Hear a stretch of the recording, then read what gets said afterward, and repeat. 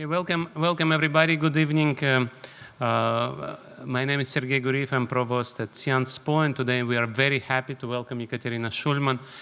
Judging by a number of people around this room, Ekaterina needs no introduction.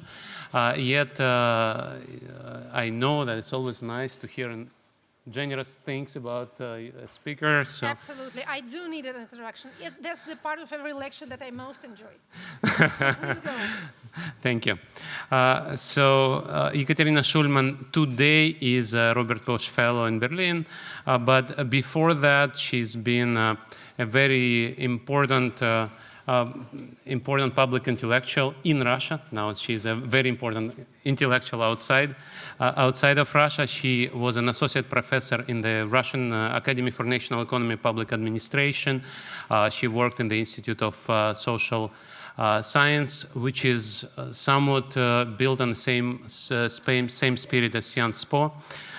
She was also working as a member of the Council for Human Rights of Russian president in 2018-2019.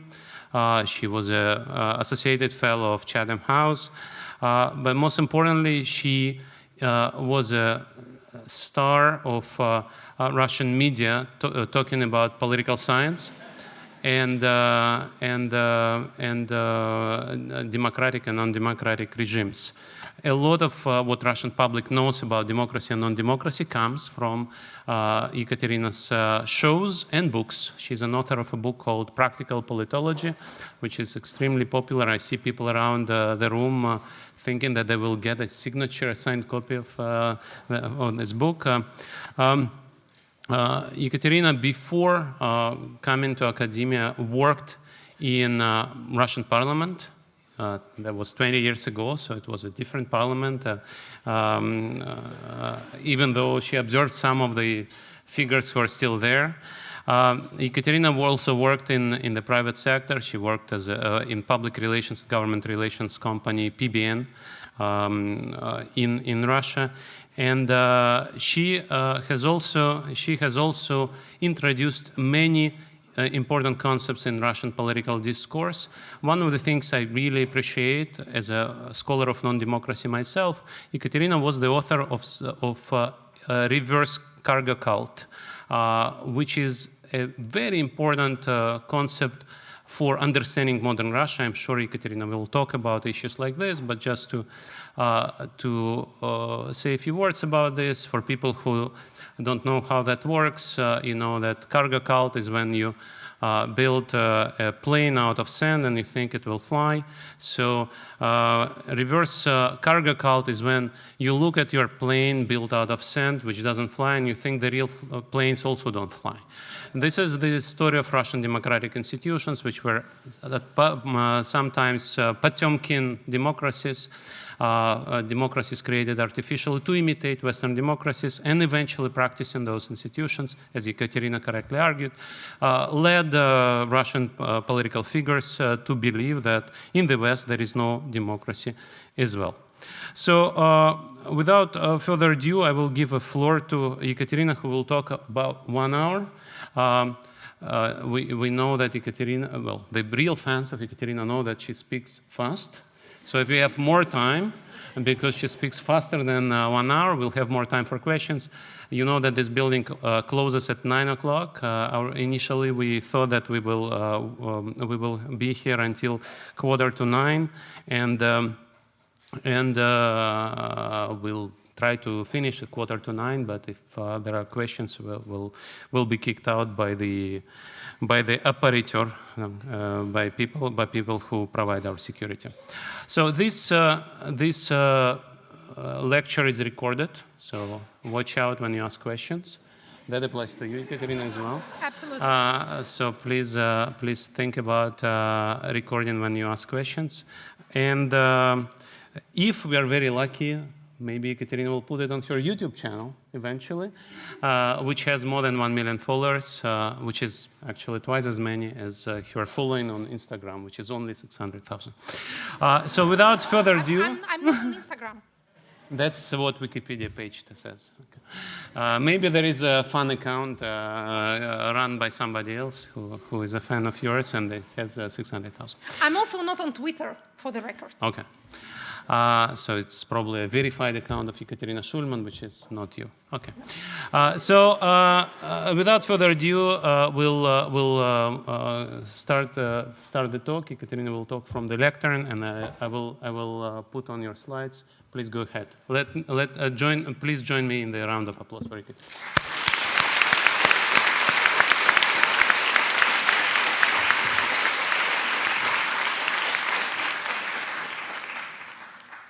Thank you, dear listeners, and thanks to Sergey for this very flattering introduction, and generally for the great and rather intimidating honor of being able to speak in one of the centers of European social thought, one of the leading universities in the sphere of social sciences, to which my particular science, political science, belongs. So, a few words about myself as a scholar and about the lecture that I'm going to read to you. I am a political scientist specializing in legislative process, lawmaking, and therefore parliamentarism.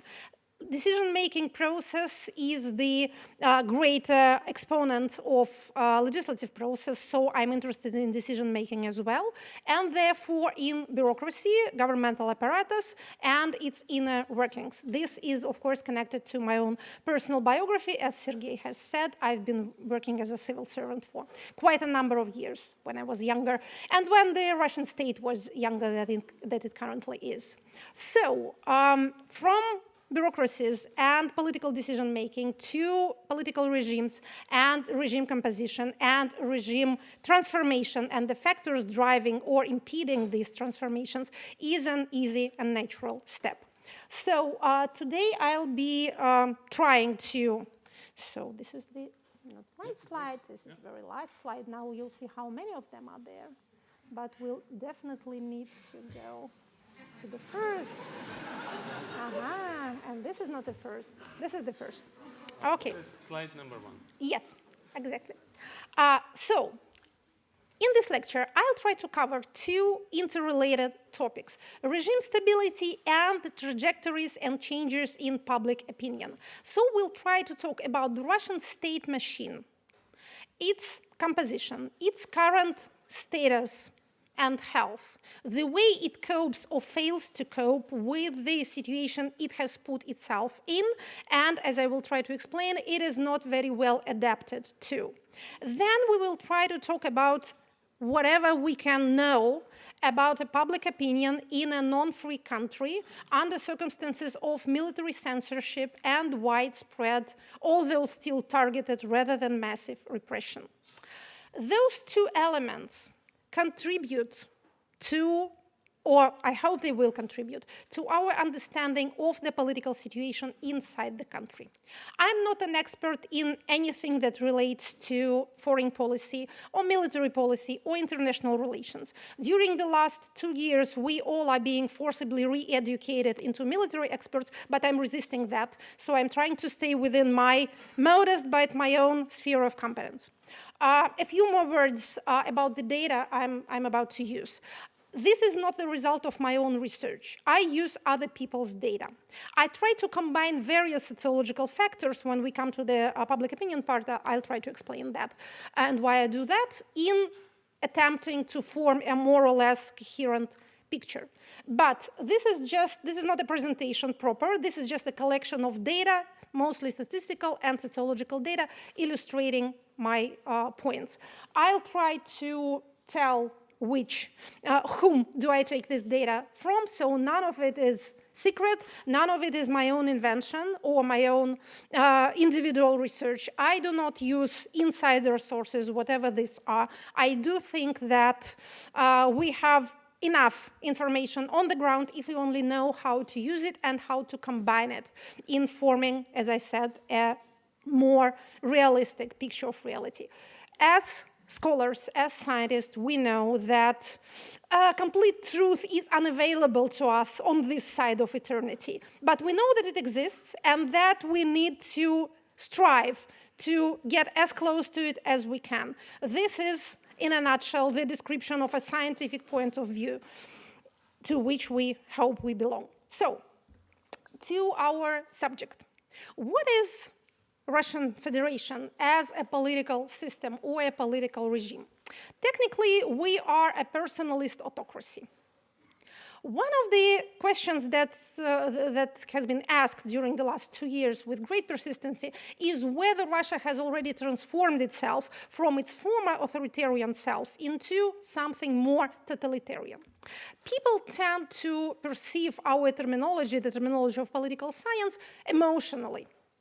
We are not the only ones suffering from this. Psychologists have it worse. Their terminology is used by everybody and his dog in every sense rather than the correct one. But in our sphere, people quite correctly tend to assume that democracy is better than other political regimes. So when they see something they like, they call it a democracy. When they see something they like less, they call it an autocracy. But if it's very bad, then it's totalitarian.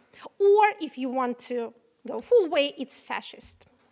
However, these terms are not just words expressing your attitude. They have actually a meaning of their own. So what I think we see is the country, or rather the political machine, that is trying to achieve a totalitarian transformation, but that is not so easy as it seems. Why? No political regime has a monopoly on violence or evil, or even repression. Yes, totalitarian regimes tend to do it better than others. Their type of repressions, for example, is mass rather than targeted. And by the way, the difference is not in numbers per se, but in the rationale. Authoritarian repressions aim at intimidation. Totalitarian repressions aim at extermination. In an autocracy, they repress you for what you do, or what they think you do, or what they accuse you of doing. In a totalitarian model, they repress you for who you are, for belonging to an entity, for a membership in a group. Why? Because totalitarian models have a picture of the future, the all-valuable, beautiful future, the paradise of tomorrow. So anyone or any group of people who are an obstacle or are perceived as an obstacle on the way to this paradise should be exterminated, because the happiness of millions is at stake. Autocracies or authoritarian regimes have no other rationale whatsoever but preservation of power. This sounds simple. Every power wants to be preserved. Actually, the things that we are describing are not unique to totalitarian regimes or authoritarian ones. Do democracies present a picture of the future? They do, especially during election periods. It's hard to come before the electorate and say, please vote for me, I'll keep things exactly as they are. You need to sell some image of the future. Authoritarian regimes try to do it too, although they rather tend to sell stability, not change. We'll mention that when we come to the public opinion changes, the changes in the public mood rather than opinion. But autocracies are bad with the future. They do not have ideology. They do not have a complete picture of how humanity develops or should develop. It is not that easy to transform from autocracy to a totalitarian state. We know historical examples of weak democracies becoming totalitarian. Weimar Germany is the example, the textbook example. Or the weak and very short-lived democracy of the so-called February Russia. But there are much less examples of autocracies suddenly becoming totalitarian. First, you need an idea that, in the words of Vladimir Ilyich Lenin, will take hold of the masses and become a physical force. Second, you need organizations. No totalitarian regime can exist without a party, the one and only ruling party that permits or should permit all the stratas of society.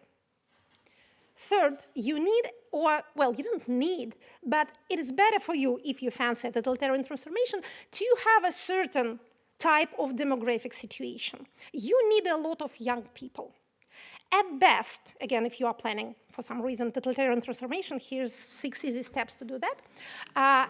The best moment is when you have high birth rates, a lot of young people, some sort of economic growth, which makes a lot of people born in the countryside move to the cities. It sounds like a good picture of the future progress. It may be a good sign of future progress, but it is also a dangerous moment for an idea to get hold of the minds of these young and active and poor and ambitious people who have just been educated, learned to read and write, but nothing much. So this is the moment in Germany, in Russia, in China, when totalitarian ideas take hold. Do we see anything of the kind in the Russian Federation? Well, not yet. I do think that at least since February 2022, this totalitarian transformation has not happened, either with the state or with the society.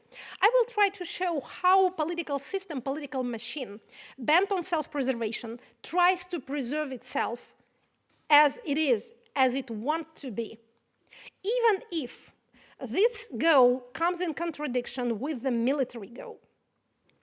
The first slide shows the quality of government effectiveness, according to Worldwide Governance Indicator.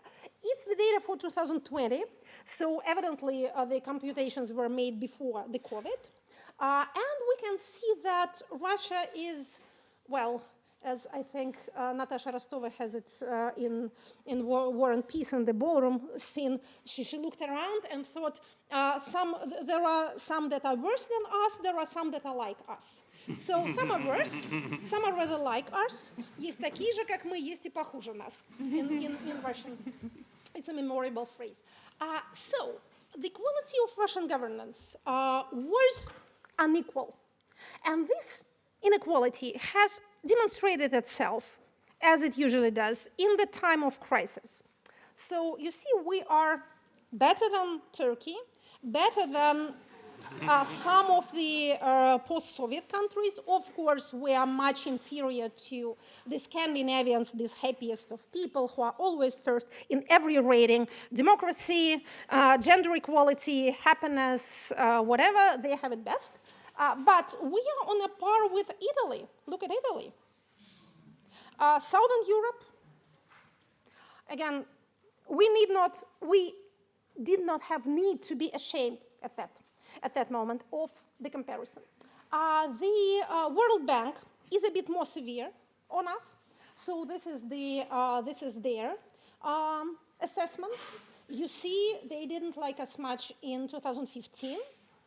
We did a little better in 2016, and then we went from bad to worse, and this is already 2022. I do not know what they said about us in this is 2021, in 2022, and I really don't want to look. But, as I said, the quality of Russian bureaucracy is unequal. And why am I talking about bureaucracy? I said we are a personalized autocracy. Personalized autocracies, by definition, are political regimes where power is concentrated in the hands of the leader and his closest surrounding. Personalist autocracies are unpopular with political scientists because even among autocracies, they are the most disinstitutionalized ones. There are party autocracies, where the power belongs to a ruling party. There are military autocracies, the so-called juntas, or junti in Russian, again in technical terms. Some political scientists also classify the so-called traditional autocracies or monarchies. Among all those types, personalist ones tend to dismantle or subvert or imitate institutions. Why? To consolidate power in the hands of a person. That's why they're called personalist. Therefore, they do it quite well. This consolidation of power is their strong point, but there's one drawback, and you might have guessed what that is. If you monopolize power in the hands of the person, that person is also subject to the laws of nature. So when something happens to him, and more rarely her, you are left with this disinstitutionalized environment. And then the country needs to reinvent itself anew. Unlike with the party autocracies, who can educate elites within the ranks of the party, who can organize elite transition, elite rotation without losing power. Party autocracies last longer, but they are also easier to democratize. Personalist autocracies are very apt to be succeeded by another personalist autocracy. Why? For self-evident reasons, because they leave no institutional inheritance. So there's nothing to build upon, but there's a certain tradition that there exists a leader, and so he should be the power in the land. Among personalist autocracies, Russia is peculiar in being what I would call an etatist one. We are generally an etatist country, the statist society. Power belongs to the bureaucracy. This began well before the Soviet Socialist Revolution. I'm not a fan of either historical parallels or of attributing everything to traditions. Societies change, people are adaptable creatures. That's the one thing we should know about human nature. It's infinitely adaptable. But all the same, I must say that power being vested in the чиновничество, in the officialdom, rather than in the aristocracy of birth, is the peculiar feature of Russian brand of feudalism, of Russian brand of monarchy, the power of the place. As the Russian saying has it, место красит человека. The place beautifies a man rather than the other way around. So the rank, rather than birth, was important for Russian society since the time of the first Romanovs, at least.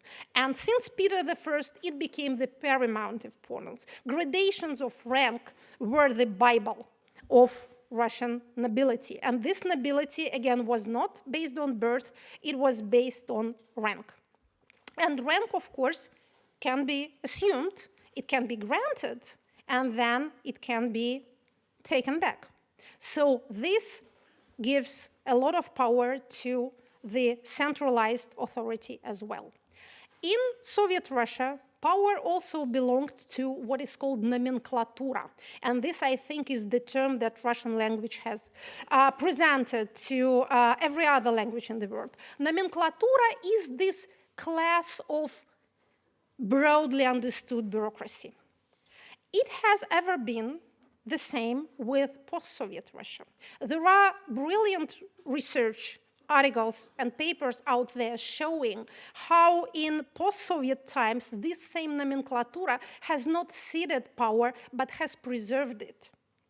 Rather, people have risen from third and second ranks to the first, but elite change has not taken place. I must say here that elites tend to reproduce themselves in every society. Unless you have a bloody revolution and you kill them off, then the children of the well-to-do will be highly likely to be well-to-do as well.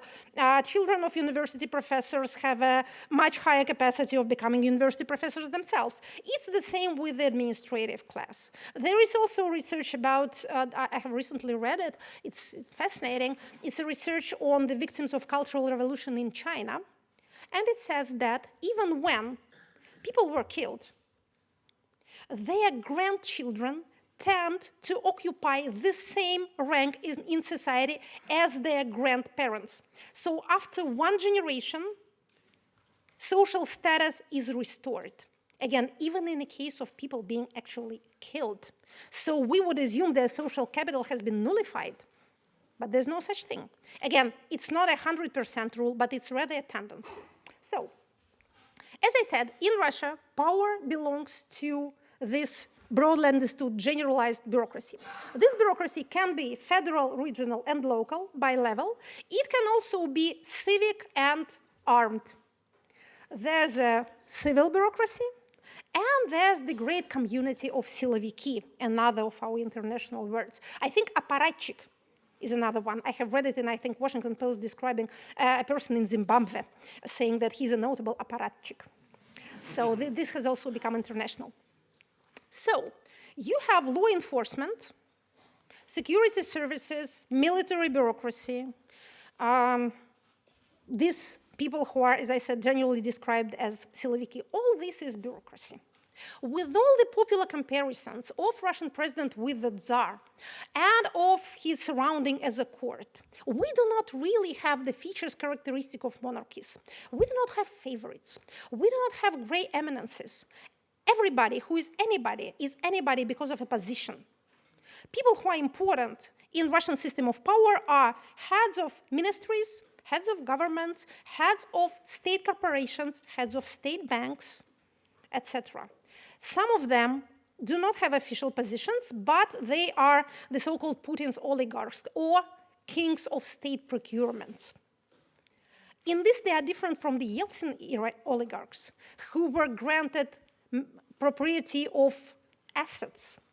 But Putin-era oligarchs, they get state procurements. They sell something to the state or do state orders, which is extremely lucrative. It gives them a lot of money, but I have heard some of them complain, well, not exactly, it's not that some of the Kovalchuk brothers complained to me about anything, but I had it from a middle-rank oligarch. This very curious complaint that has kind of stuck with me, that under Yeltsin, you could get property. But here, now, you kind of can sit at the table, eat whatever you want, but you can't take anything home. And let us add, you cannot leave the table, not even for natural reasons, which kind of creates a tense atmosphere. I think it's kind of a good picture of the situation. So this slide shows attempts at computation of how many people work for the Russian state as, again, militarized bureaucracy or as civil bureaucracy. What is important, though, I think you have already been able to read the slide while I was talking, but what is important is not the level, but the trend. And here's the trend. This is the, again, approximate computations of a number of people in civil, just civil state service, in thousands. This graph ends in 2013, which is unfortunate because, and here you'll have to take my word for it. After 2014, a great increase in the number of state servants, direct or indirect, like people working for state corporations, happened, especially on the regional level, among the regional branches of federal services, ministries, and agencies. Why was that? Here's another. Okay, we'll come to that. Why did this happen? After 2014, or rather after 2012, having experienced wide-scale protests and something even resembling an attempt at power change, Russian political system survived by doing two things. One is evident, the other is not so evident. Actually, political science tells us that if there's an unsuccessful coup against any regime and the coup is unsuccessful, then two things happen. Repressions, of course, it's a knee-jerk reaction. Somebody rebelled against you, they failed, you punish them. But there's the second. You need to extend and strengthen your support base. So you have to punish the rebels, but you have to buy loyalties. So we have seen the repression campaign. Bolotnaya affair, new laws on foreign agents and such like, reformation of administrative code, the empire of fines, as the defunct Gleb Olegovich Pavlovsky used to call it, imperia штрафов. This whole set of, this whole toolbox of new repressive policies. But there also came the second part, buying of loyalties. Increase in a number of people who work for the state. And also there came in 2014 another quite successful attempt to buy loyalties, Crimea, this great present to the Russian people, the New Year present of their dreams, the island of their childhood. This is what they liked a lot for whole 3 years. For 3 years, the so-called Crimean consensus or Crimean euphoria held on. But there was also this buying of loyalties, which is important when we later come, I hope we do, to the promised trajectories of public opinion. These people who work for the state, who are the budgetary workers, not budgetary workers in the sense of teachers and doctors, these are much worse off, but people who are civil servants, who work for corporations, state banks, state media, they are well off. their incomes are stable. They are regularly indexed because of inflation or just because something. They have this stable and safe situation, and this ensures their attachment to the status quo. When we come to the support of the so-called special military operation, please keep this in mind. By the end of 2010s, the state has become the, if not the dominant job giver, at least a very important one. The economy became much more statified, but not fully, and this saved the situation in 2022. We'll remember that also, but still. So how effective is this big state machine? It's a curious question, and it's a difficult one because, as maybe in every information autocracy, but especially in Russia, there's a distinct conflict between appearances and reality. When the war came, this huge stress test for any system, it appeared quite soon that those parts of it that it has most prided itself on, identified itself with, spent most money on, has failed it. Either immediately, like the military intelligence, secret services, and the military itself, or after some time, like the great and rich propaganda machine, which was quite successful during the first months of the hostilities, but starting the end of summer 2022, it has failed to create and deliver a coherent message. We will come to the figures of TV consumption and generally media consumption later on, so you will see what I mean. It hasn't failed miserably, but it has, I don't think they got the song for their money. But what bits of it, what bits of that machine has shown themselves to be resilient and effective and has actually saved the date? Those very parts which were always suspect for being liberals at heart, potential fifth column, pro-Western, etc. The civic bureaucracy, especially financial economic bloc, financial economic authorities, regional bureaucracy, private business, banking sector, those parts of the economy which remained more or less market economy. And they created this resilience by their great adaptability. By very rough computations, 1/3 of Russian economy is state, 1/3 is private business, 1/3 is gray zone. And by gray zone, we do not mean anything criminal. We just mean a type of low-level entrepreneurship, which is not on the radars of state statistics. State statistics are in a bad way. I could complain a lot about it. I will only say one thing. There was a general census in 2021, and it has failed completely. It was a disaster for a number of reasons. Again, I will not go into details because it's such a pain of my heart that I could go on too long with it. But, you know, we social scientists, we live on data. And actually, governmental decisions are based on data as well, especially on the data of general census, and that is absolutely non-reliable. So we are in a situation where, frankly, we do not know how many people live in Russia. Ridiculous, isn't it? And I'm not talking about new territories, the so-called new territories, which are situated no one knows where, which has no borders, no list of people, no nothing. I'm talking about proper Russia. Again, even excluding Crimea. Regional statistics are peculiar, especially when we come to the so-called national republics. There's every reason to believe that life expectancy and birth rates there are slightly exaggerated. Every regional governor has incentive in making his region appear more populous than it actually is, for self-evident budgetary reasons, you know, yes? You will understand it if you were in his place too. So some evil-minded demographers even say that currently the population of Russia is not 142 millions, but rather, I think Alexei Raksha has 130, and some people say 100 million or 110. Again, it's like we're talking about an Assyrian empire. We have very approximate computation. So that was my litany. Yes, the sad tale of a social scientist. So now we're coming to the effectiveness. Yes, we'll try to.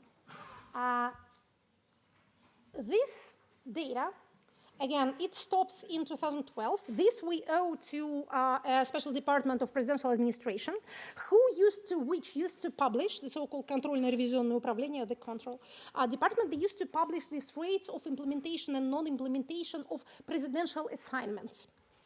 Presidential assignments are things that the president writes on papers. They are not presidential decrees, but they are президентские поручения. So the direct way of the president to address bureaucracy and make it do something.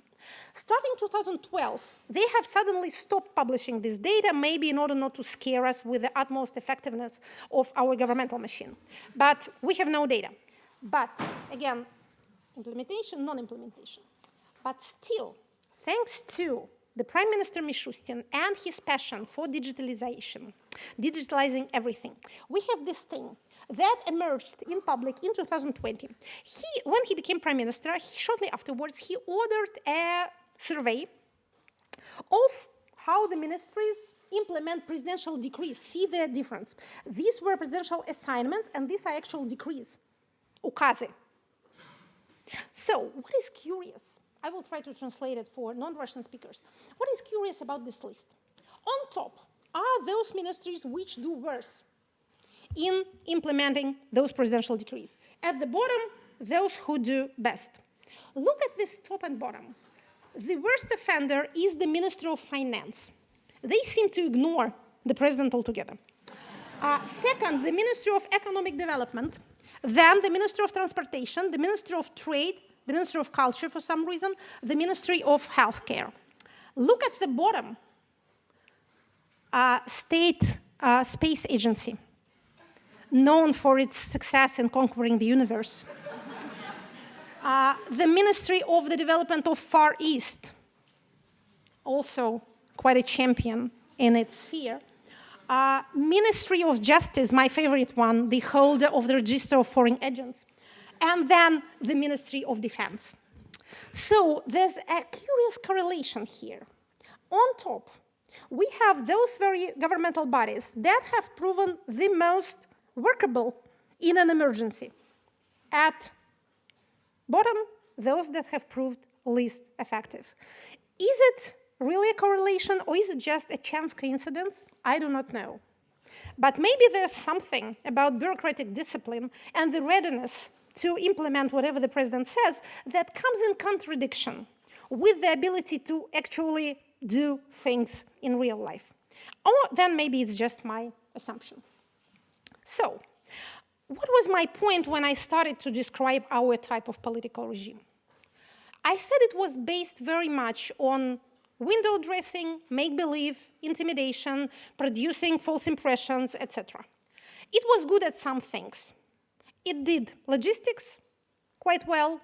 Digitalization went smoothly enough. It has shown its dark and bitter side quite recently to the Russian people with this new law on conscription. But before that, they quite enjoyed it. You may have heard, or you may have made this customary complaint of a Russian in Europe yourself. Everything is so slow here. No services to speak of. Internet is slow and expensive.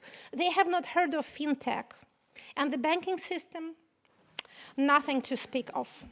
So now we see the dark side of all those successes, but successes were there as well.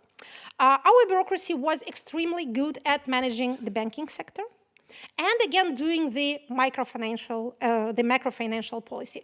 I hope Sergei Maratovich agrees with me. I'm quite shy in speaking on such subjects in such a presence, but still, this is my assessment. It was also good, the bureaucracy was good at organizing big public events, like Olympics. They also had the dark side, but still we could put on a good show. So you have this system, which politically stands on atomization and depolitization of the citizens. It's the basic authoritarian social contract. You do not meddle in our affairs, which is power and money.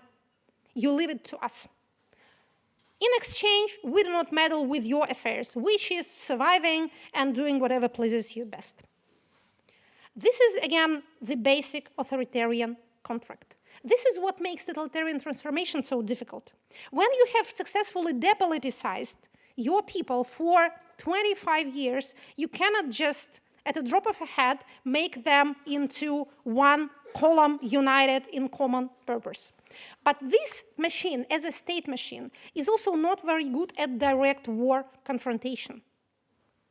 It's rather good at organizing parades. And this whole special military operation is such a good term because this is what it had to be, a special operation with a slight military component. Fast, effective, good to show on TV, a pre-election something on the Crimean model, but in a larger scale. I was told by a couple of military analysts to whom I do not belong, but whom I trust maybe because of my dilettantism, that the Kiev plan itself was not bonkers. Again, military speaking, it could have succeeded in certain circumstances, but it didn't, for whatever reasons. We are not coming to that now. So the system found itself in a situation, as I said, which it was not prepared for and which it was not made for. So now we have this specific and self-contradictory picture of this whole system, not just the state, but the whole political system, political model, trying to pretend, using all its resources to pretend that nothing much is happening, that things go on as usual, to send this message to the people. At the same time, it feels the necessity of sending another message, that it's actually a great patriotic war all over again, that we need to stand up and have our share in forging the general victory, and this whole thing. It does not produce much of an impression. When we come, I hope we do come, to the state of public opinion, you will see how it works or fails to work. But first and foremost, one thing that we need to say before we come to any polling data. There are two questions which are usually asked about public opinion in a non-free society, any non-free society. First, how can we know what people really think? And second, does it really matter what they think? Both questions deserve to be considered. Yes, in a society where neither a respondent nor a pollster is free, expressing of an opinion is a complicated matter. This is the table of response rates. I know that low response rates is a curse in any country which tries to do polling. 20% response rate in the United States is considered tolerable, which means that 80% refuse to talk. And many people stop talking when questions become political. So they agree to say how old they are or where they live or what is their earnings, but when you come to ask them political questions, they cancel the interview. They just stop talking. So it's not peculiar to Russia, it's not peculiar to non-free societies, but in a situation of actual military censorship, when you know that a wrong answer can land you for 15 years in a penal colony, it tends to consolidate public opinion wonderfully, which again should be no surprise to anyone. How we deal with this situation, we, the people who try to study society. First, we cannot rely on any single indicator. Second, we cannot afford to ignore any single indicator. We watch them all. We try to combine them. We cannot say, I'm not using VCIOM data because they are pro-Kremlin, or I'm not using Levada because they are foreign agents. What we try to do is to combine political answers to political questions with answers to non-political questions, like consumer optimism and consumer behavior, like plans for the future or lack of plans for the future, like what do you feel, what are people around you feeling. And we also try to combine information about answers to questions with information about actual behavior. People may say that they're optimistic about the future economically, but for some reason, they tend to significantly lower their purchase activity. Or they may say that they are extremely supportive of the state policies and they feel pride for their countries, but then the champions of sales in books is Viktor Frankl and Orwell and Kafka. So I feel so optimistic that I'll go and buy a book about surviving in a concentration camp because I really feel too optimistic. I need to somehow balance my mood. That is evidently the idea. So these are the sad and shocking figures of the lowest of the low response rates. These are by an independent sociological service called Russian Fields. Russian Field, Русское поле. I would recommend it to your attention together with another project, Chroniki, the Chronicles. I will use their data later. During 2022, such projects, independent sociological polling projects, emerged in the most unfriendly of environments, but they managed to conduct phone surveys or even offline surveys, which is invaluable in the sense of the data they produce. So people refuse to talk. People refuse to answer political questions. There's such a thing as a spiral of silence. And I will try to explain this concept in a few words because it's often incorrectly understood. People think that a spiral of silence means that a person has one opinion but is afraid to express it and so says the opposite thing. Actually, it's not like that. Most people, and no, we're not off record here, but still, most people have no political opinions at all. They should not really have them. They don't need them. Political agenda has little or no connection with their everyday life. So whenever a person gets asked a question, he or she needs to create the opinion on the spot. So what is the question? And if you think you are different, no, you're not, and I'm not different. We are social animals, Aristotle told us. We want to be approved by our fellow creatures. We want to look good in their eyes. We want to be with the majority. We want to follow the norms. Again, it's absolutely normal. This is what allows peaceful cohabitation of people in society. We are all very much individual, etc., but still we tend to want to join the majority. So when you get asked a question, you ask yourself, what do I think? I think what is right. And what is right? Right is what other people think. And what do they think? And here comes what is called confirmation bias. You try to recollect the latest thing you heard on the subject, assume that it's the opinion of the majority, and therefore repeat it to be on the right side. And what is the latest thing you've heard if you are a Russian being asked political questions? It's something from TV that you heard for 15 minutes in the evening when this TV set was talking in your kitchen. So this must be the right answer. This is what all people think. Why is it called the spiral of silence? Because, like every spiral, it extends. You give the so-called correct answer and join the imaginary majority that you have just constructed in your head. And then it becomes one people bigger. Bigger with one person, which is yourself. And other opinions are being silenced, not because people hold them but are afraid to express them, but because they do not hear them. Therefore, they cannot hold them. Autocracies know that. They do not know it. They sense it by their great survival instinct. So this is why these figures seem to me important. About people thinking different things. The one and only sociological data that you hear most quoted is the so-called presidential rating, the great and sacred rating, the basis of the regime. Actually, there are three varieties of what we call a presidential rating. And one of these varieties is in turn comes in two forms. So there's the approval rating. Answer to the question, do you approve of what the president is doing as a president? These are always the highest figures. And you hear them cited most often. In psychological terms, it's a kind of agreeing with reality. So you know there's a president, you agree to that, well, yes, no use denying it. This is the approval of action, the approval of activity, the approval rating. Then there's electoral rating. Would you vote for that person if elections were next Sunday? We have stopped getting those figures since 2019. The Public Opinion Fund stopped doing this research in 2019. FCIOM stopped it immediately after the presidential elections, and Levada is forbidden to do it because they are foreign agents. So we just do not have the answers. And there's the rating of trust, and it comes in two forms. the so-called open question and closed question. The closed question comes when you are presented with a list of names and told to choose whom of them do you trust.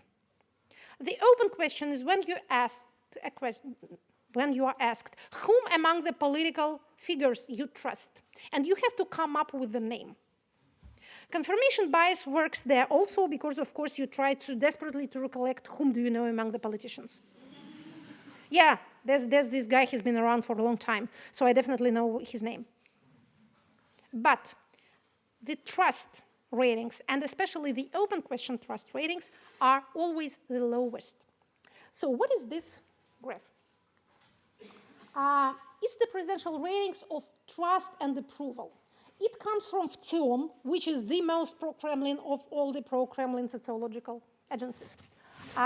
So I'm sorry for the color palette, it's confusing, but the light gray is approval of activity, and the darker gray is trust open question.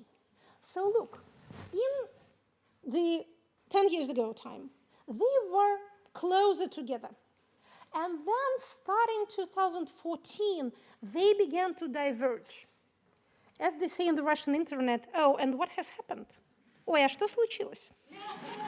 So something evidently happened in 2014, and you see how they went further and further from each other, but this is nothing in comparison to 2021 and later. Look at that. So you absolutely approve of what the president is doing, but you do not trust him. How goes? When we study sociological data coming from Russia, we come at this time after time. Again, putting aside all the actual figures, there's one feature that I see repeated. It's like we are looking at data coming from person or people who do not know or cannot tell their own mind. There are certain constant contradictions. We feel pride for our country and we feel anxiety like never before. We express consumer optimism and we lower our spending rates. We say that we do not really economize on spending, and we know that consumer activity has been lowered. So it's a kind of like you're looking in a broken mirror. I will not say that we are dealing with a society which is in psychological crisis or has lost its mind or whatsoever. These are not scientific terms, I wouldn't be using them. But it is certainly a society that doesn't know itself, has illusions about itself, does not see the connection between the views it expresses and the actual behavior patterns it pursues. This whole lecture, this whole explanation is descriptive rather than analytical. If you think I have the answers to the question, how stable is the regime, how long it will survive, no, I do not. What I try to do is and we have so little time, we are dealing with such basic transformations, such strong societal currents, and of course we are asked for answers like 15 minutes after everything has happened. But we are really dealing with a very complex entity. Some of my colleagues, social scientists, even say that we should not be talking about Russian society as a whole. There is no such thing as a Russian society. We'll come to that a bit later when we come to the question which everyone asks, support for the special military operation. But first, institutional trust. Russia is known as a country of extremely low trust rates. Speaking about trusting the president, Russians don't trust anybody. Institutional trust is low and interpersonal trust is low as well. This is one of the curses of our society because, of course, low levels of trust are classic obstacles to development. You do not trust your neighbors, you do not engage in business activity, or your business activity is costly. You pay unseen tax for every social transaction because if you don't have a trust, you need guarantees. So you keep an army of lawyers, policemen, notaries, etc. You need guarantees at every step. This prevents economic growth. It prevents development. It's sad and curious to see, for example, in Kazakhstan, my second favorite country, in polls, the difference between the Kazakh and the Russian population. The Kazakh population have higher trust levels. And, which is even sadder, people in the same group, economically speaking, with the same level of incomes, when they are Kazakh, they put themselves in the group, we deny ourselves nothing. And when Russians, they say we have scarcely enough to eat. And money is the same. And religion is the same. These people are neighbors, but their self-assessment is so different. We Russians were a sad nation. So, coming back to institutional trust towards institutions. Year after year, Levada Center has been conducting those polls, so they have the so-called long lines of data, which is the most valuable thing any sociological service can possess, because, again, not the level, but the trend, not the statics, but the dynamics are important. No figure is important in itself, but only in comparison. So, we have had, for decades, three most trusted institutions, the great conservative triad: the president, the church, and the army. Sounds like the description of Frankist Spain or something of this kind. Again, paints a picture of this hyper-conservative society, which, again, is not corroborated by social reality. But still, here they are. The president you have seen on the previous slide. So here we have the army, which is the blue line. The red line is the Russian Orthodox Church, and the violet line is the media, the lowest. So you see that the church is going down. This graph ends with November 2022, so it's already well into the special military operation. And look at the army. Look at it. It went down since the middle of 2021, when there was no war. So again, contrary to appearances, they still trust the army. They still think that whatever our defects are, we do have the second army in the world. This is seen as a kind of beneficial side of the governmental policies, because Russians do not trust the government. They do not think that reforms, any sort of governmental reforms or actions, are in the interests of the people. We have also polling data about this, but at least we have the army. But even trust in the army went down.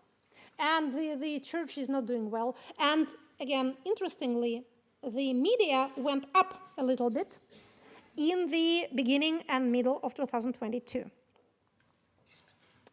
So, no, you don't say that. 10 minutes. Okay, I'll try to.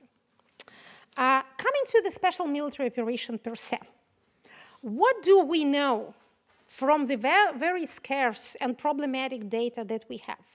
I think now it's a kind of an agreed conclusion among the sociological services and the scholars who study public opinion that we have three groups of comparable size in a society: strictly pro-war, strictly anti-war, and the opportunists, the great and omnipowerful opportunists who always join the winning side, and whichever side they join wins.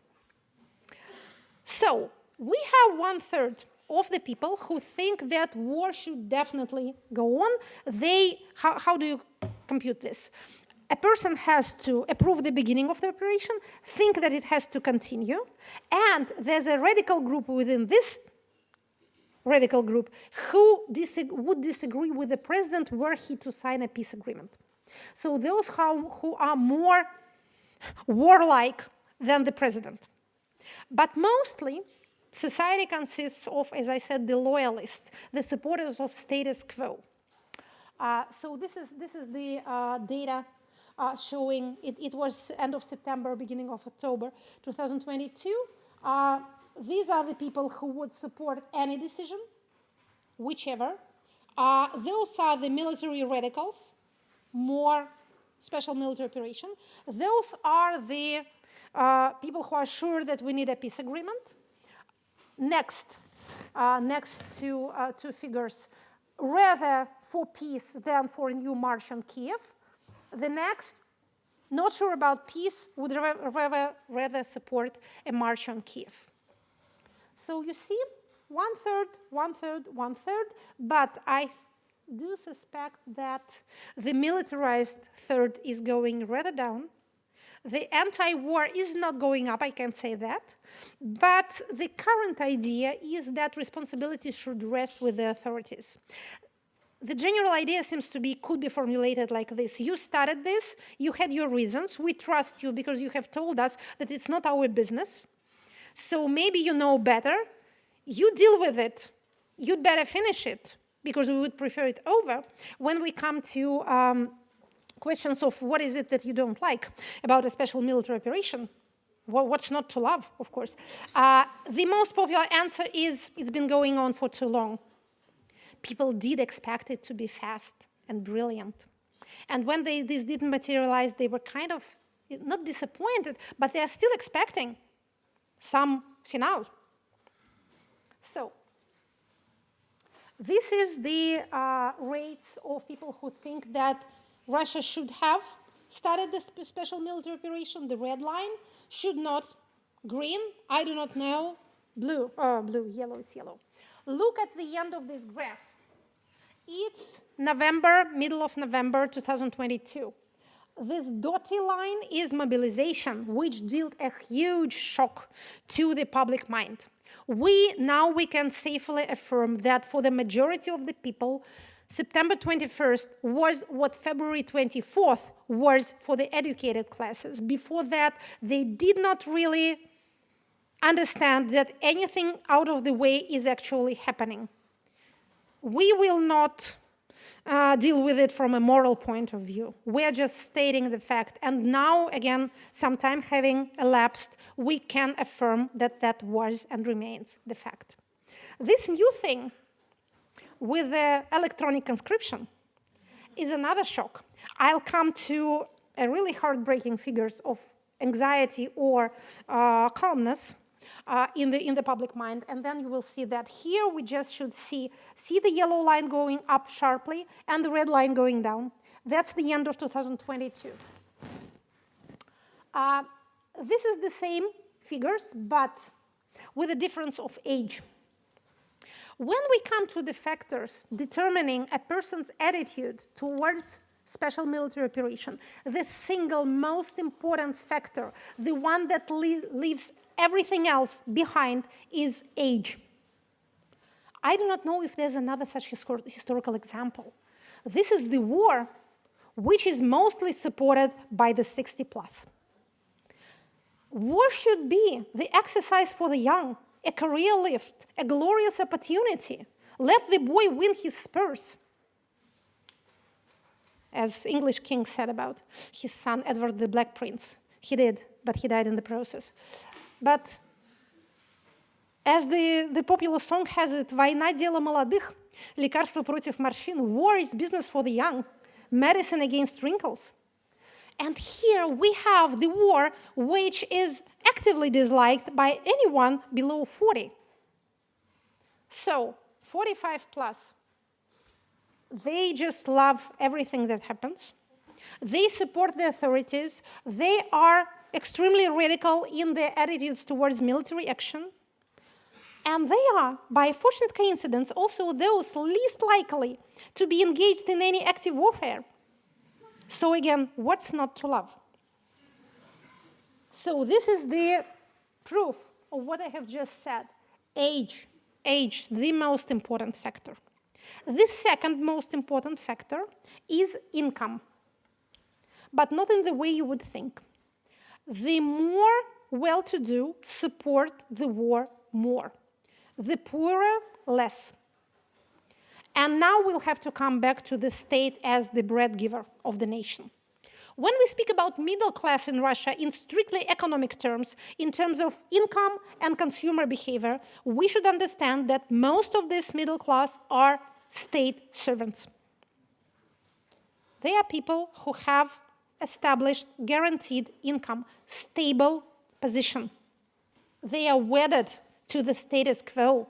Their loyalties are with the status quo, so they support everything. The poorer people have it harder. Although it must be also noticed that the payments to the mobilized and to the kontraktniki, the contract military workers, are unprecedented in the history of Russian state relations with the people. The state has never paid its people so much money. Never, ever. For their work, for their life, for their death, whatever. So when Росстат, the untrustworthy Росстат, has declared that in 2022 the levels of poverty in Russia has gone down, I do suspect they may be close to truth here, because there was indexation of pensions, there were additional payments to families with children. Previously, it was only about poor families with children, now it's to anybody. So the authorities know what they are doing. They are buying loyalties. They say, yes, there's this special military thing, but it's not actually a war. It's done by special people, and if you decide to engage in it, you will get paid. And even if you get killed, your families will get payments and benefits. It's not just money. It's the whole system of social guarantees for the families. For example, a child can enter any university without exams. So yes, maybe you will not survive, but your family will be taken care of forever. You will serve them by your death, as you could never serve them by your life. There's another side to this too. Speaking about traditional values, we are the country for divorce rates. We do not do family life very well. We have sky-high levels of unpaid alimonies, so fathers just don't pay. And we have this very often happening situation when the family consists of a grandmother, mother, and the children. Russian family is the woman and her children. Men can come and go. They do not make much of a difference. And now, imagine the situation. When you have this male member of your family who is not of much use, frankly. He may be mistreating you, he may not be earning much, you have to take care of him. Well, he grants you the status of the proper family, but not much else. And now suddenly, you can sell this commodity for money, such money as you have never seen. Talking about patriotic duty. So what we call the traditional Russian matriarchate, a very specific form of it, has taken a much, much darker side recently. This is what social reality looks like. That's why it's so worthwhile to actually study it. So such things do not come as a surprise to you. As I said, we're a society that doesn't know itself. Talking about patriarchate and things. So, age, income, to a lesser extent, people in bigger cities like it less. People in smaller places more, unless they are poor. If they are poor, they don't like it. So, this is the same thing, but explained in more detail. Non-support of the war, younger age, information consumption, media consumption, very important, sources of information, internet or TV. Experiencing economic hardships or expecting economic hardships. These are the factors that affect your support or lack of support for the operation. And this is one of my favorite graphs. Look at it.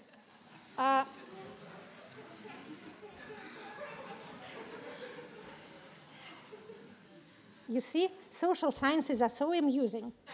What are you laughing at, dear comrades? So, this is FOM, the Foundation of Public Opinion. The question is, and look at the question, because it's a very good one.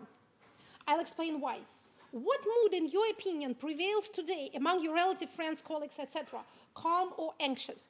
So, why is it good? Because they do not ask people, what do you feel?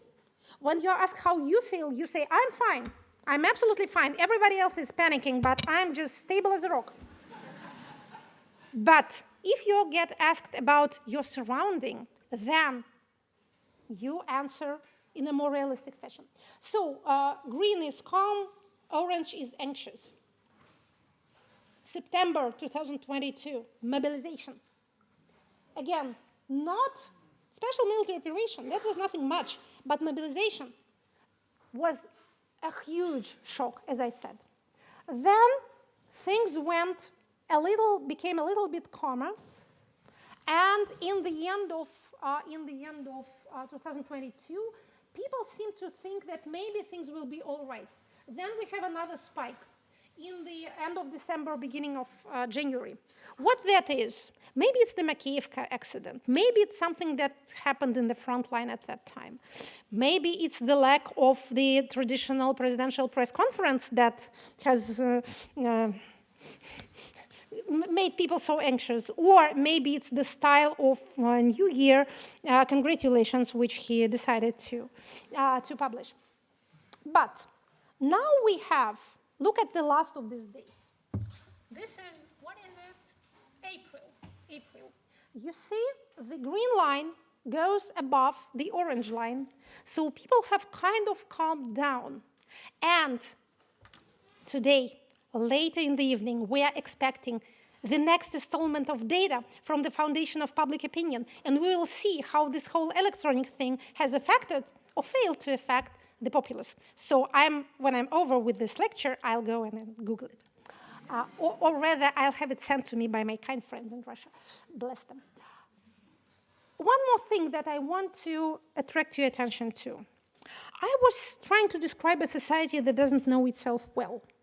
When we come to graphs showing financial consumer optimism, we have the same picture, which I would, if I were not afraid of using such terminology, I would term it hysterical. Look at this. It looks like a cardiogram of a person with a heart attack. One piece of news comes, and they're going through the roof. Another piece of news comes, they're euphoric. I think you can relate to this feeling. It's like in a horror movie. First, you expect something very bad to happen, and then it doesn't happen. You have this huge feeling of relief, which is almost erotic.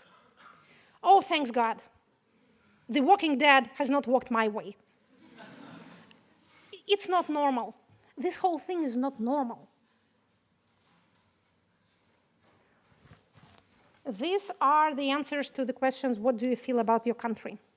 We'll have a more detailed slide, the next one, but this is just about two feelings: anger, horror, shame, depression, panic, etc. So all the bad things. And red line, all the good things: joy, pride, inspiration, etc. So look at that. March 22, we were kind of proud.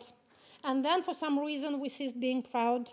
And in March of 23, we feel, and by the way, do you notice that the sum makes up for more than 100%? So you see, one person, 10 feelings. Contradictory answers. A society in a state of, I don't know how to call this state. I have to come up with a definition. So that's a more detailed one. It's specifically about your feelings on military actions, Russia's military action in Ukraine. So it's anger, shame, depression, anxiety, fear, horror, shock, joy and contentment, inspiration, pride, something else, no feelings. This is according to Levada. So you see, pride is the most popular answer because it's the safest one. The second most popular, shock and horror. By the way, another factor which influences what people say, we do not know what they think, at least what they say. Males like it more than females. Women like it slightly less, unless they are over 60. If you are over 60, you are just so optimistic. No one can be compared to you in this respect. Now, this is the one that I also like. Assessment of financial position of one's family. Is your family's financial position going to get, in your estimation, better during the next 12 months or worse? Better, green, red, worse. So we experience the levels of consumer optimism unprecedented in the Russian modern history. So people are just so enthusiastic about Russian economy. They just stop buying things. They're so enthusiastic. Again, how do we explain it? Maybe it's giving a safe answer because it's one of the staples of state propaganda that we have fought and defeated the sanctions. We have kept our economy standing in the face of unprecedented pressure from abroad, from the outside. So again, it's one of the fundamentals of the state discourse. So when you're asked, do you really feel like your financial affairs are going to get way better in the next 12 months, you say, yes, of course, why not? So, last, frankly, I promise, this is the last, but it's important because it's media consumption. We remember from one of the last slides that an important factor driving a person's opinion and therefore supposedly behavior, although that's not a simple thing.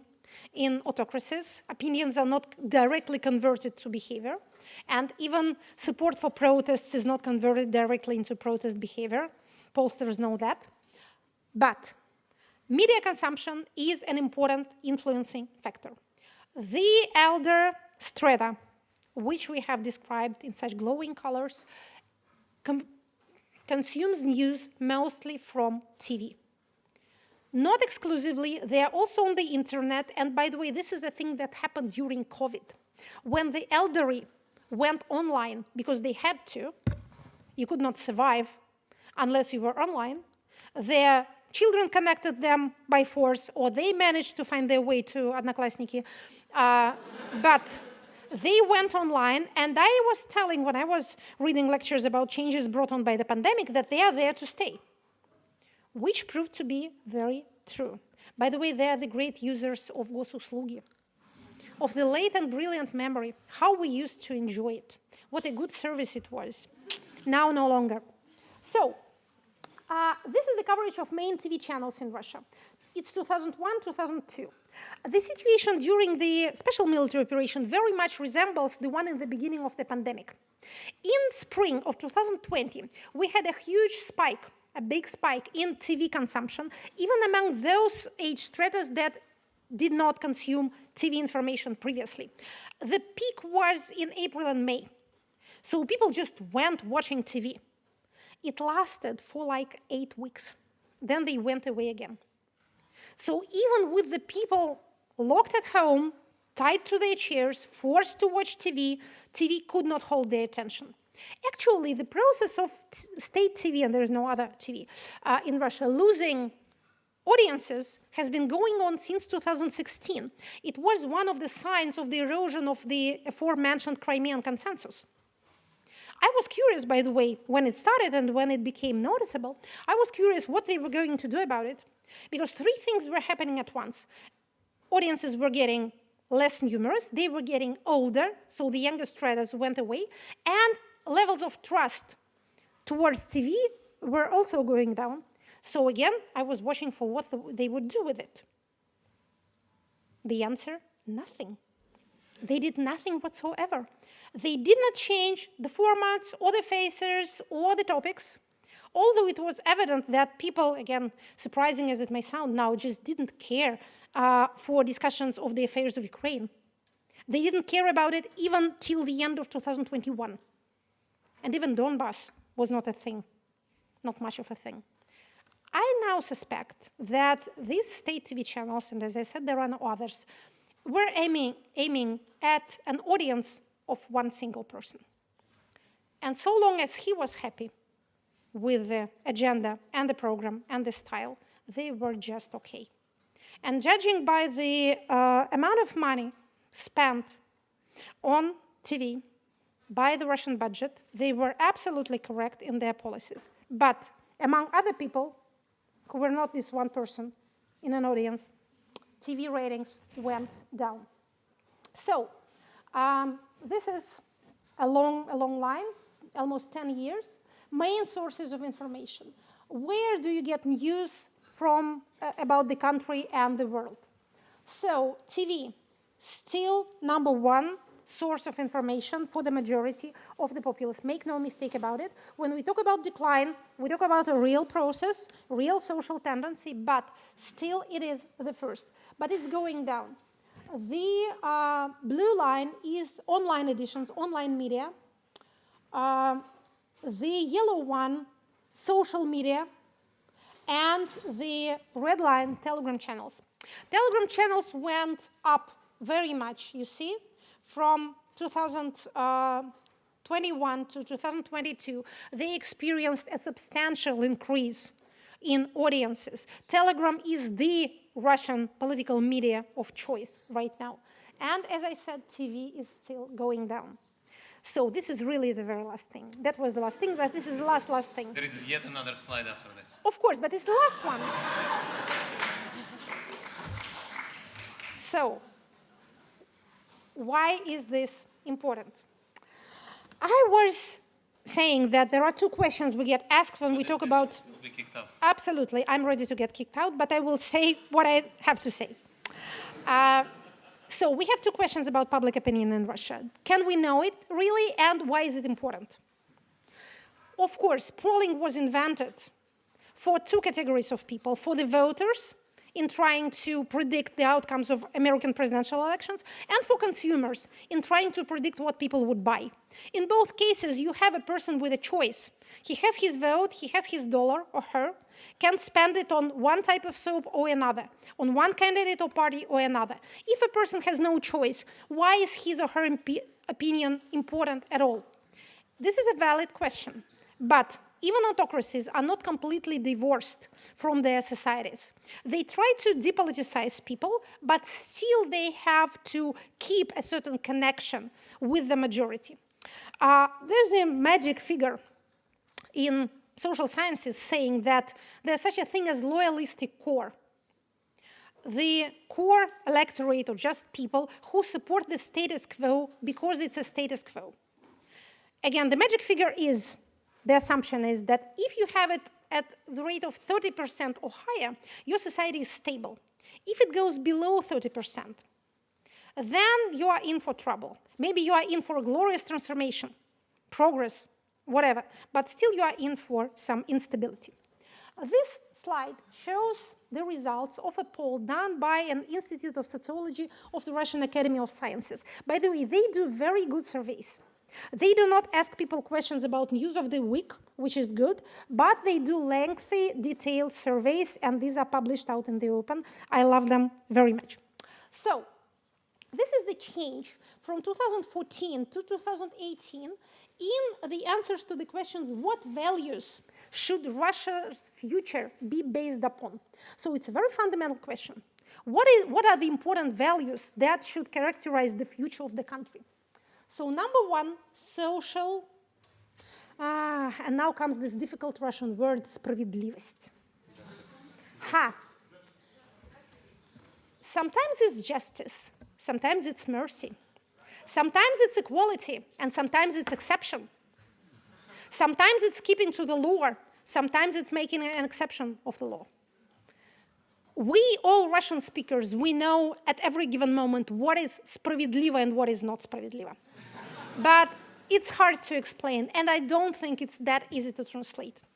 So it's not social equality. Again, sometimes it's not about equality, it's on the opposite, about making exceptions.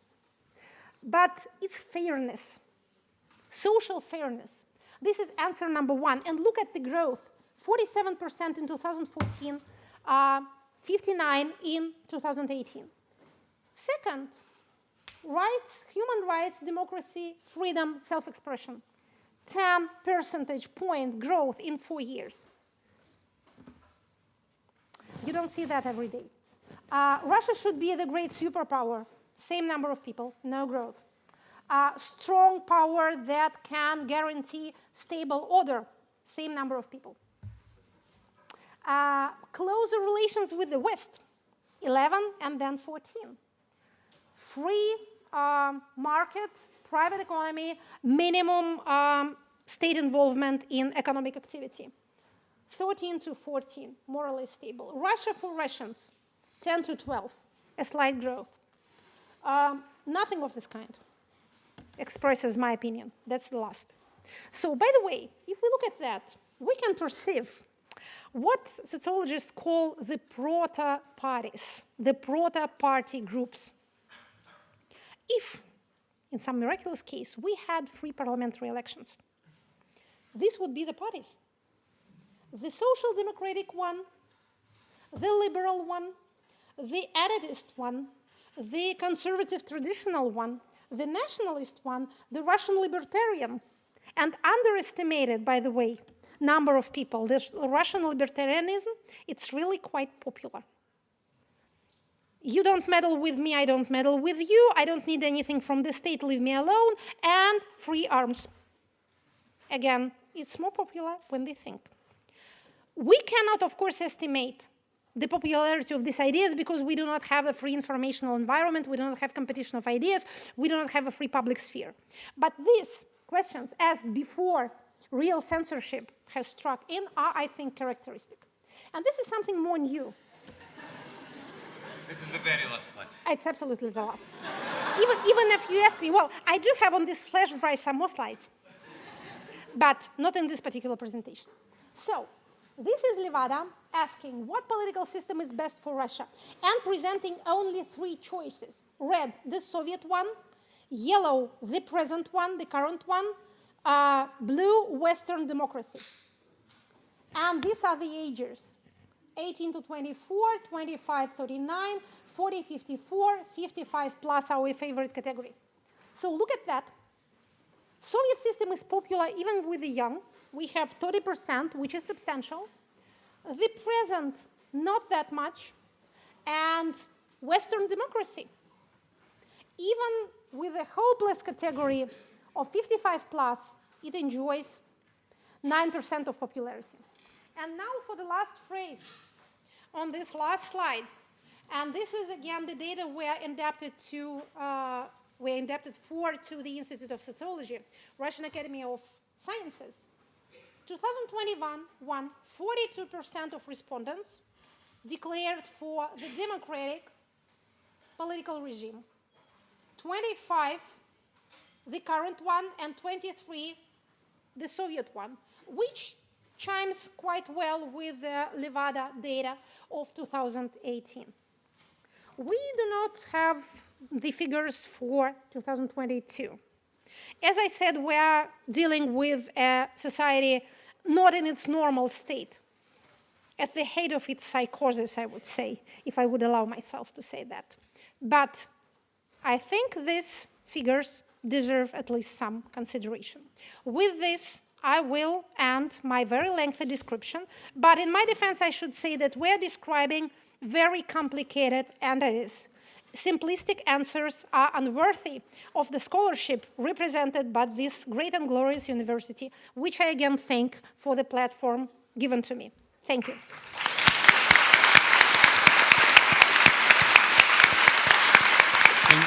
Thank you, Ekaterina. We still have time for some questions. I suggest we collect questions. We used to have a microphone there, which disappeared. So whoever stole that microphone, please put it back. But there is a microphone above for those who are on the balcony. Yeah. So and I'll be passing the mic. Okay. I'll be passing the mic. So there is another mic which I'll give to that side, and at the same time, let's collect questions one by one. Yeah. Okay.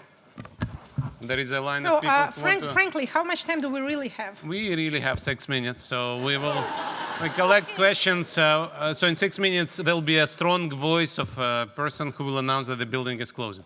So we have the microphone there. We have microphone on the balcony, and we'll put a second microphone here. So I suggest we take those 4 questions and see if you can ask very quick questions, and Ekaterina can give. I'll only answer yes, no, don't know. That's right. One thing I would like to mention, Ekaterina mentioned that there is a law on foreign agents, which both of us are.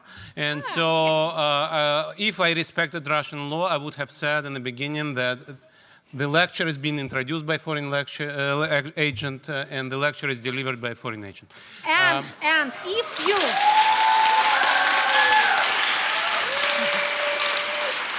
if by any chance any of you are below 18, you should leave the building immediately and forget everything that you have heard, because we are not allowed to produce content for minors. And whatever we publish has to be labeled 18 plus, like we are producing pornography. which, for the record, we do not yet. So now for your question. So this is what would have been said if we respected Russian law. The question, please. Hi, Ekaterina. Thanks for a fabulous lecture. I'm representing Association Russie Liberté. The question is, so you painted a picture with rough strokes about many different things. My question is, what do you say about regional differences and whether there are revival in interest in ethnic roots and memories, I don't know, Forest Republic or any Siberian entity? And yeah. So we answer questions as they come, or we collect them? You can collect. Yes. Let's go ask these 4 questions, and you have a pen. You have a pen. So yeah. Please try to ask questions in a short form.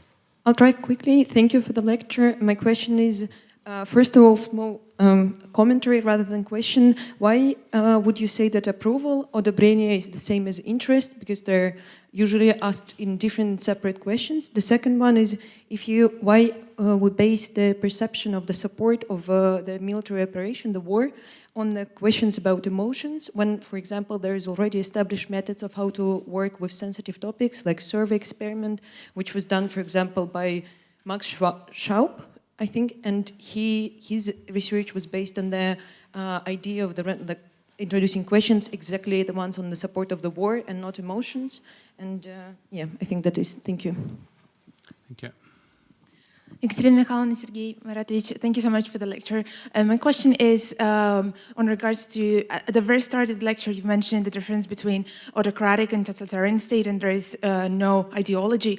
And my question was that I think many from the state propaganda, and you've ended up with the media, would argue because they are working very hard to make people believe that there is one. So my question is whether you think that there's a transitional moment from autocracy to totalitarian regime, or the state is just delusional and it's just a temporary thing, and once the regime is gone, we would actually reveal that there is no real support or any political agenda. Thank you.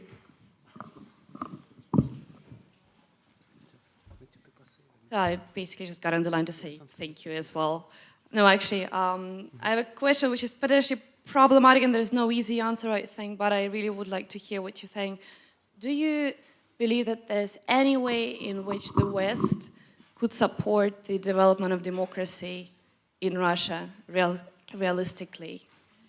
That's my question. So let's start with these 4 simple questions. If people need to leave, please feel free to leave. Yeah, before it's too late, yeah. While the building is yet open. So, just peanuts. Sure.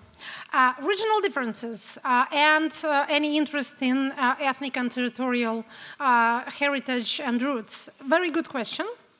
The thing is, in recent years in Russia, before the war, and before any militarization of, at least of public sphere, these regional associations, regional identities started to develop and to gather strength for a number of very different reasons. And this is one of the signs that characterize real social tendencies, is that they do not come from one single source or from one single player or actor, but seemingly disconnected factors all feed into them.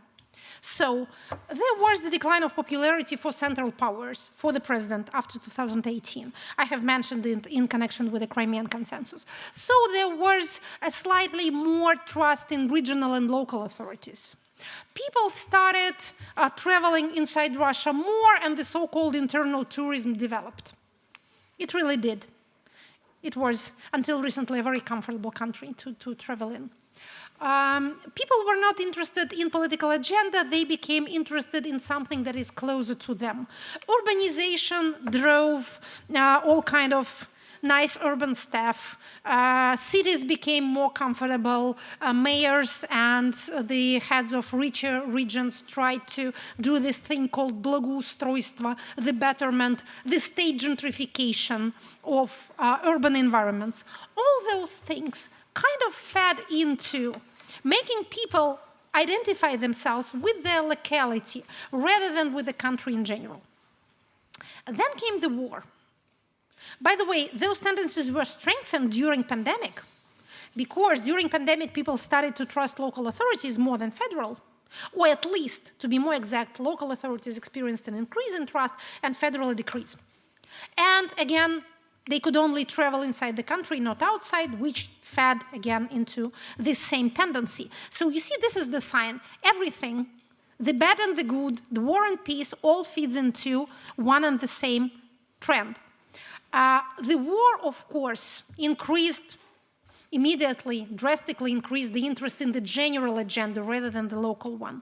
At the same time, inequalities, regional inequalities, demonstrate themselves in war also. Poorer regions are harder hit by mobilization. More people are conscripted from there, more people are mobilized, more people sign contracts because of money. So there are more deaths in Buryatia than in Moscow. So this is more perceptible. Does this lead us into any separatist tendencies? The honest answer would be, first, we do not know. As far as we know, not yet. So long as the federal center has both the carrots and the sticks, the money to buy loyalties and the strength to punish disloyalties, country holds together. But generally speaking, we do not have a lot of things which really unite us. When sociologists try to find out what those things are, which the majority accepts, we really have ridiculously few things. We have Russian language, the school curriculum, some memories, commonly recognized quotations from Soviet movies and songs, the president, he's known to almost everybody, he's been around for a long time, and 2 holidays, New Year and 9th of May, Victory Day. So long, so far, it's enough. But first, it's nothing much, and more tragically, those unifying symbols belong mostly to the aging generation. The younger societies, well, for them, the movie for the New Year is not The Irony of Fate, but Home Alone. So, in a couple of decades, this post-Soviet unity can very well dissolve, but not now. The second question was about why do we have to, again, if I understood it correctly, the question was why do we pay attention to what people say about their emotions when there are ways to ask them direct questions about their attitude towards the war? Yes, there's, of course, you can ask direct questions, and sociologists do this, but again, if you can get 15 years for the wrong answer, this kind of influences those answers. So, as I said, we have to combine different markers, including non-political ones. It is perceivable, it is possible that people who say we experience horror, shock, and anxiety do not experience this because of the war, but because of something else. And maybe they are pro-war, they are just anxious and shocked that the war doesn't go successfully enough. This is a possibility. As I said, we are groping in a semi-darkness. But my point is, we cannot just get rid of or afford ourselves to ignore any sort of data. So autocracies have no ideology. Do I think that there's an ideology in the making? I must say that there's an opinion among political historians and political scientists that we perceive the totalitarian regimes of 20th century as ideologically complete only in retrospect. That we have kind of created those ideologies post factum. And that, for example, the fascist regime, the Nazi Germany, also lived on collection of memes and slogans and bits and extracts from previous history of the world, rather than on some complete and harmonious and thorough ideological system. This is the opinion which I have to share with you because it has certain foundations. But still, in totalitarian regimes, you have to have an ideologized organization, a party. You can't do this without a party or some sort of organization that will teach the people this ideology. The thing that we currently have in Russia, which is closest to the sign of totalitarian transformation, is not repression. Not giving someone 25 years for expressing an opinion, it's a bad thing. But it happens in different political regimes as well. But the closest thing we have to a totalitarian transformation is the attempt to ideologize secondary education. This is really the important thing. Higher education as well, but secondary education is more important. And here, I must say that the factor is time. It is conceivable that if this whole status quo lasts for 8 years or 10 years, if it manages to educate one course of school from 1st grade to 10th grade in this environment, to teach them those snatches of quasi-ideology, to accustom them that the world is like that this is normal, then they may both educate not just the new generation of citizens, but the new generation of bureaucrats, of administrators who will know no other reality but this one, and they may come up with an ideology of sorts. So, simplistic as it may sound, here time indeed is a factor.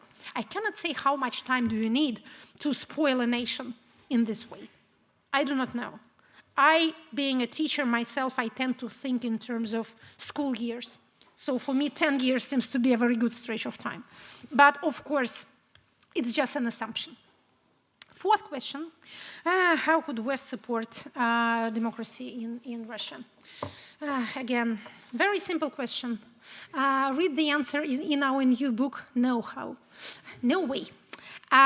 Again, for every country, especially such a large country as Russia, the internal factors are of paramount importance. The country is important to itself, much more than anything outside is important to it. So, I do not know what the West can do right now. Military action is important, but I cannot be the judge of that, because that's not my kind of thing. I know that autocracies can survive military defeat and not lose power, or they can lose power as a result of a military defeat. We have examples both ways. Many examples. On one hand, on the other hand, as the saying is. But what I do know is that the key factor leading towards military aggression is isolation. Or, how is it called in a Russian public discourse, sovereignty. Sovereignty is the enemy of peace, or so it would seem. So if we do get a second chance in this century, then we should, from both sides, try to include, unveil, enmesh, how do you put it, Russia into the system of international law, international political constraints, international unions, and guarantees. I do not know how the system should look. Again, it's not my kind of thing. What new United Nations organizations, what new, I don't know, global policing should emerge in order to, in simple terms, limit the extent to which a country can try to become a law unto itself.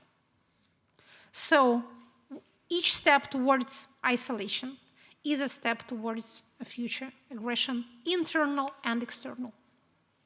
I know that there's an opposite logic. We have tried to include Russia, but it didn't work. We just poisoned ourselves with corrupt Russian money, etc. Again, I do not deal with foreign policy or international relations. I would suspect that economic inclusion, economic integration is not enough. Political and military and law enforcement, especially law enforcement and lawmaking, legislative integration is more essential. Fortunately, people used to deal with this problem before. There was the father of the new German constitution, Karl Löwenstein, the lawyer who spent more than 10 years in exile in the United States. He left in 1933, and he returned in, I think, June or July 1945 on the smoking ruins of Berlin, and he conducted, among other things, illustration of judges. He had Carl Schmitt arrested. Some of you may be familiar with the name, the famous philosopher, the fascist theorist. So, he wrote the new constitution for the Federal Republic of Germany. He came up with the conception of so-called militant democracy, the democracy that can defend itself. So, not going into too much detail, because this is very much my kind of thing, constitutional composition, lawmaking, the most engaging things in the world.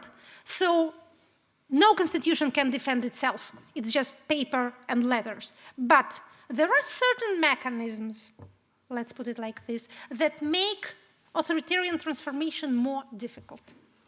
So if we do get a second chance, we should come prepared, and international society should really help. We may not call it integration, we may call it constraining. I don't care which way, but we should be mindful of the direction. And the direction is quite simple. The more you isolate yourself, the more dangerous you are, both to your own citizens first, and to your neighbors second. Thank you. I suggest we take two last questions, one from the balcony and one from this microphone. Is there a question on the balcony? There was a microphone there? No? No. Okay, then last question from here. Thank you, Ekaterina and Sergey, for this lecture. A quick question. So there's this often cited by you, Ronald Inglehart's modernization theory that says that there are emancipative values and self-expression values, and according to the WVS polls, Levada, the youngest adult Russians from 18 to 24 are those who hold the strongest emancipative values. And according to Levada poll from 2021, the majority of them, 53%, accepted homosexuality, for example, which is a very strong indicator of emancipative values and appreciation of democracy. So, and the theory goes that there is this brainwashing, cultural heritage, brainwashing in schools, universities, but at the same time there is prolonged economic stability, which kind of eliminates the other influences. Or so my question is that, do you think that the emancipative drive that youngest Russian adults have will persist through the war and through the political repression and brainwashing, and eventually lead to democratization, or not? And what are factors influencing each outcome? Thank you. This is a yes/no question. Oh, yes, certainly. That's the simplest one that has been asked so far. But that's a good question for the conclusion of our very intense discussion. To come straight to the point, we do have highly recognizable generational differences in opinion on every subject, political or non-political. We have, roughly speaking, 3 generational stratas active on the social scene. We could call them grandparents, parents, and children. The 60 plus, the 40 plus, and the 20 plus. The differences between 60 plus and everybody else are stronger than between 40 plus and 20 plus. So it's the conflict between the grandparents and everybody else. Although there are differences between the 40-something and the 20-something, but they have more in common. But the grandparents, they just evidently came out of space. Actually, they did not come out of space. This is the generation born in the 50s, the Soviet baby boomers, the last present of Soviet regime to humanity. They are the people who were 40 or slightly younger in 1991. They were at their most active in the 90s. They were the 90s. And they are the ones most apt to scare the new generations with the memory of these years. Do you really want it to happen like when we were young and were running things? No, you don't, because it was truly horrible. However, returning to the question itself. So, we do have people aged 20 and even aged 40 plus who hold to the values of modernization and self-expression rather than safety and conservation in terms of Inglehart, in terms of World Values Survey. But the drama is we have so few young people. Look at Russia's demographic pyramid, which is my favorite picture. I meditate on it. it doesn't look like a pyramid at all. It looks like a Christmas tree that has seen better times. So we have a gap, and a gap every 25 years. Messieurs, le bâtiment ferme ses portes immédiatement.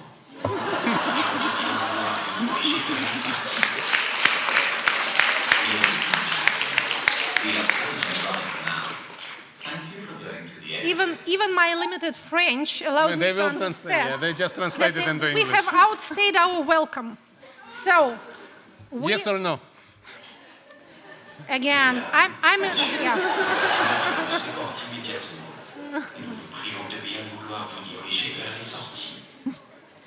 Let us leave this question partly unanswered for the next installment of the same, hopefully. This is how I'm trying to inveigle myself into being invited the second time.